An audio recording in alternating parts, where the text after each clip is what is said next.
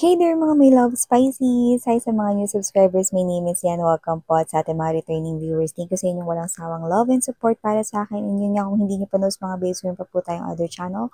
Link is down below sa ating description box. Kaya kung interesado kayong tingnan yan, go ahead, no? Click nyo lang yan para ma-redirect kayo dun sa ating other channel kung saan nag-upload din po tayo ng daily collective readings. So yes, you heard it right.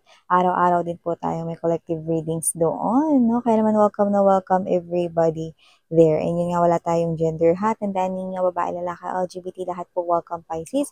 At kung may cross-watcher si Pisces, may Pisces placement sa kanilang natal/birth chart, welcome din po kayo. No? Everybody, may free will kayo at the end of the day na pwede nyong gamitin. Like, it's up to you kung gusto nyo mga i-claim yung mga mensahe or not. So, let's go ahead, Pisces, no? At alamin yung mga mensahe here for you, guys. Thank you so much sa inyong talagang walang sawa, no, na pagtangkilik sa aking mga channels. From the bottom of my heart, I love you all, guys. No? So, Archangel Michael, thank you so much together with the angel guides.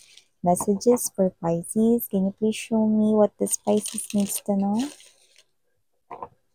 Pisces. What this Pisces needs to know.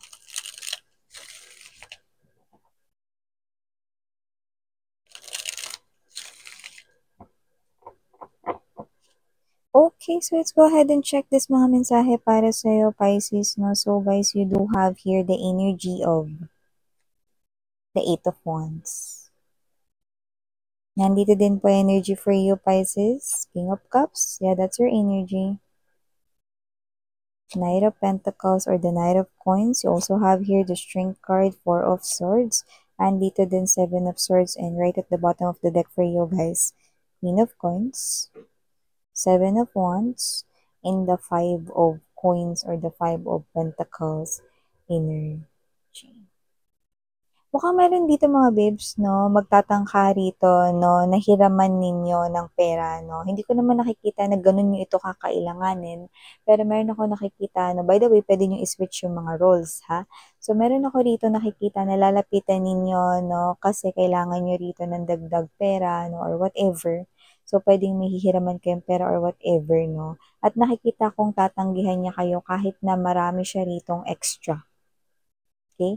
Kung sino man siya na nakita ko rito, no, na wala naman siyang paggagamitang importante, hindi naman sa wala siyang tiwala sa iyo na hindi ka magbabayad. Actually, ito pa nga lang yung first time, no, na posibleng humiram ko sa kanya or kung nangyari nang humiram ka sa kanya, na bayaran mo yon, no. Pero nakita ko rito na parang ngayon medyo may pagdadamot sa kanyang energy, no. Medyo meron kasi siya rito hinaharap na problema niya, no, kung saan parang nadadamay na ang iba pa rito na pwedeng nakakasalamuha niya, no, kahit na ikaw. So, itong pagdadamot na to, no, ay hindi intentionally, pero nakikita ko rito na parang itong ugali niya na to ay lumalabas, no, dahil meron siyang problemang iba na hinaharap. Yan, no. Ay, may ganun, miss yan. Oo. Yun yung nakita ko sa energy niya rito, no? Okay. Pero nakakita ako ng future energy na pag yung tao na yun ang nanghiram sa inyo, nakita kong pahihiramin nyo siya. Ano? So, ganun talaga mga babes, na may mga tao talaga, no, na magpapahiram, no, at may mga tao rin naman na hindi, no, so may mga ganun. So, maliban dyan, Pisces, nakita rin tayo dito ng energy, mga mahal, no, na meron ditong energy, no, na wag ka. Handa ka na ba ditong ma-steal ang iyong puso, ang iyong heart rito ay masusungkit ng isang napaka-sincere, no, na knight in shining armor or your princess riding a white horse, Knight of Pentacles energy. Nagtataglay ang tao ito, no, na sweet at napaka, ano niya, what's this one? Sentimental, ano siya, no, like, nakikita ko dito na papahalagahan niya every moment, pwedeng mag-print rin siya ng mga photos and pictures, no, kahit uso na ngayon yung mga itatabi lang sa mga cellphone, albums, 'di ba, gano'n, or Facebook ganyan, no. Pero siya ipapa-develop niya 'yan, no, or itatabi niya rin dito yung mga movie tickets ninyo together, no. So this person will definitely steal your heart, no. Pero may energy rin siya dito mga babes, sa kung sino man siya, pwedeng mas older siya sa inyo ng konti lang naman at hindi naman gano'n kalaki ang inyong agwat, no. So kung sino man siya, padala siya ni universe, kaya binanggit ko yung white horse kasi kung sino man siya, na meaning to say meant to be ang inyong ritong connection. This person will steal your heart, no, kasi iba siya ritong mag-approach when it comes to love, no, kaysa sa mga nakakonect mo ngayon. So, meaning to say, this person here is a little bit different, no? Medyo may pagka-classic yung kanyang approach and at the same time may pagka-traditional pero maginoo siya, no? Or gentle woman. Yan, wala tayong gender. LGBTQs, of course, welcome din kayo. Another message I'm picking up right here for you, Pisces. No, there's some kind here, a message about your dream. Possible na sa dream ninyo ay hinahabol kayo doon or whatsoever, no? Possible rin mga babes na dyan sa dream ninyo is posibleng, alam niyo yun, no? Kung ano man yun, pwedeng tao yung humahabol sa inyo or there's this monster kind of thing, no? Meron kasi dito a specific message na pinaparating with this eight of what's this wand energy and there's the strength card but I was about to say eight of swords. Nakita ko dito na posibleng meron dito na hindi ninyo kayang harapin pa sa ngayon. No, pwedeng yan yung something na nagpa-trauma sa inyo or malaking takot, no, na kinaharap ninyo pero hindi nyo talaga naharap ng 101%, no, completely. So, nakikita ko dito na ito yung message ni universe na kaya nyo yung napapanaginipan, oras na para harapin nyo yan, mga sweetheart, no? Dahil nakikita ko na pag natanggal nyo yan, no, yung blockage kasi yun eh, no? Kasi, after ng nightmare na yan, after na magawa mong harapin yan, no, kung ano man yung something traumatic na yan, pwedeng someone here kasi no, is bumabalik sa inyo rito ngayon, at posibleng ayaw nyo siyang makita or whatever, no, kailangan nyo siyang harapin at makipag-usap sa kanya. Kung sino man siya, whether that is an ex of yours, maybe that someone here is a friend na binitrade kayo, no, or maybe yan pala yung tao na posibleng ayaw mo nang makausap, no, for quite long, like masamang masama yung loob mo, no, you need na harapin sila at huwag silang takbuhan. Kasi the next na mapapanaginipan mo ay ang flow na ng blessings, no, like makikita mo yung sarili mo nakasuot ng isang magarang kasuotan, no, may madulas at kumikintab na tela, just like Haring Midas, no, napapalibutan ka ng mga gold tones, yellow tones, no, so you're definitely heading towards that pathway of abundance, Pisces, no, yun yung mga sunod mo ng mapapanaginipan at hindi na itong mga parang hinahabol ka, no, or ito, no, na parang mag-chase sa inyo rito, no, kasi you need to face all of this in order for you to clothe yourselves into abundance and prosperity. Yung mga bagay na tinitingnan mo lang, mabibili mo na. Yung mga pagkain na gusto mo na nasa hapagkainan ninyo, no, makakain mo na, no. So, everything here, no, like Midas touch, no. You know, that Haring Midas touch, no, everything that he touches turns to gold, diba?